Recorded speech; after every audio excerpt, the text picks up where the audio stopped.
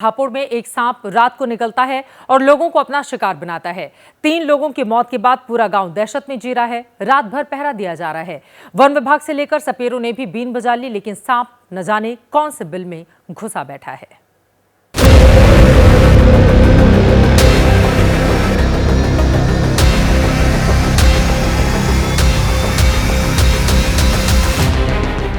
हापुड़ के सदरपुर गांव में इन दिनों खौफ का आलम है। रात होते ही गांव वाले एक जगह इकट्ठा हो जाते हैं ताकि जब मुसीबत आए तो मिलकर मुकाबला कर सकें। इस गांव में सांप का खौफ है, जो अब तक 6 लोगों को डस चुका है, जिनमें से 3 की मौत हो चुकी है। इनमें एक परिवार की महिला और उसके 2 बच्चे भी शामिल हैं। तो निशान बच्चे का पाया, लड़के का पाया। जब अंदाजा लगा, फिर घर वाली रोड लगी ज्यादा ही, उसके भी देखा तो उंगली में निशाना। वो जब कल मेरी आंखों का अंधेरा लगा, जब जांच हुई पक्की, हाँ पत्नी, जब जांच हुई के सांप ने काटा। सांप की दहशत इतनी कि लोग लाठी डंडा लेकर पुलिस के साथ रात रात भर पहरा कर रहे हैं। सांप को पकड़ने के लिए सपेरे भी बुलाए गए, बीन बजाई गई, टोना टोटका किया गया, लेकिन सांप है कि नजर आता ही नहीं। क्योंकि जो काटने वाला सांप किसी ने देखा ही नहीं है।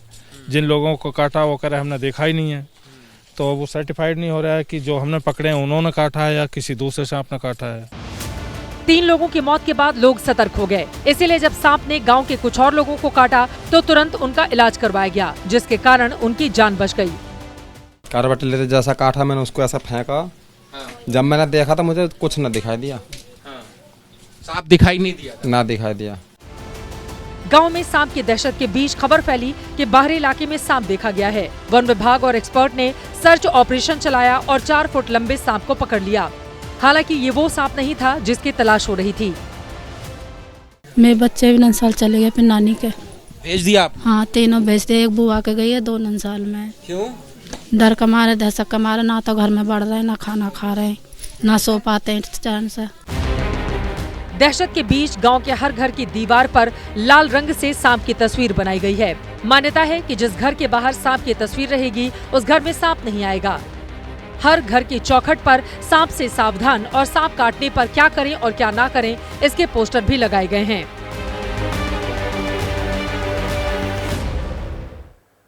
लोग हर तरह के जतन कर रहे हैं ताकि खुद को बचाया जा सके। फिलहाल हम बढ़ते हैं आगे, एक बड़ी खबर आप तक पहुंचाते हैं। अब तक हम और आप QR कोड का इस्तेमाल पैसों के लेन देन और खरीदारी के लिए करते रहे हैं, लेकिन अब उज्जैन के महाकाल मंदिर में श्रद्धालु QR कोड की मदद से प्रसाद खरीद सकेंगे। इसके लिए बाकायदा उज्जैन के महाकाल मंदिर परिसर में जगह जगह प्रसाद वेंडिंग मशीन लगाई जा रही है।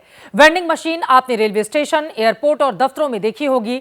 बड़े रेफ्रिजरेटर की तरह दिखने वाली इस वेंडिंग मशीन में अलग अलग वजन वाले प्रसाद के पैकेट रखे जाएंगे, जैसे कि 100 ग्राम, 200 ग्राम, आधा किलो और 1 किलो के लड्डू प्रसाद के पैकेट इस मशीन में रखे जाएंगे, जिनकी कीमत वजन के मुताबिक 50 रुपए से 400 रुपए तक रखी गई है।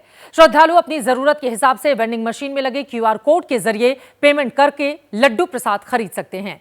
खास बात यह है कि वेंडिंग मशीन 24 घंटे 7 दिन काम करेगी, यानी श्रद्धालु किसी भी समय महाकाल का लड्डू प्रसाद पा सकेंगे और प्रसाद के लिए उनको लंबी लंबी लाइनें नहीं लगानी होंगी। महाकाल मंदिर प्रबंधन का दावा है कि प्रसाद वेंडिंग मशीन की सुविधा वाला ये देश का पहला मंदिर है। फिलहाल महाकाल मंदिर में 7 काउंटर हैं जहां हाथ से प्रसाद बांटा जाता है।